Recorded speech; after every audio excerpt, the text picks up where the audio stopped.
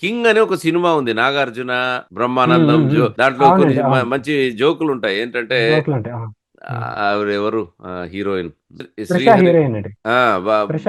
ఆ, త్రిష త్రిష ఆమె పాట త్రిష పాడుతుంటే, హీరోయిన్. ఏమమ్మా ఆ, వస్త్రాలంకరణ మీద ఉన్న శ్రద్ధ దేని స్వరాలంకరణ మీద మీద లేదా లేదని దీని ఇవన్నీ మీద మంచి అంటాడు. సన్నివేశం ఉంటది. అంటాడు. అవును. చివర్లో అక్కడ జనాలు అందరూ ఉంటారు, ఏదో ఆ, పాడుతుంటే ఏంట్రా తప్పు పాడుతున్నావు అని కొడతాడు నాగార్జున. అవును. అదేంటంటే కొట్టారంటే అంటే తగిటి తగిట వన్ టూ మళ్ళీ అని ఏదో కొడతాడు. చెప్పి మళ్ళీ మళ్ళీ కొడతాడు. కొడతాడు. అవును. మళ్ళీ అడిగితే మళ్ళీ కొడతాడు, మళ్ళీ అడిగితే అవును. మళ్ళీ అప్పుడు కొడతాడు. అప్పుడు అప్పుడు బ్రహ్మానందం అంటాడు, మీరు నా ఫ్యాన్స్ కాదు, ఆవిడ ఫ్యాన్స్ అని. ఆవిడ ఫ్యాన్స్ అంటాడు, చూసారా?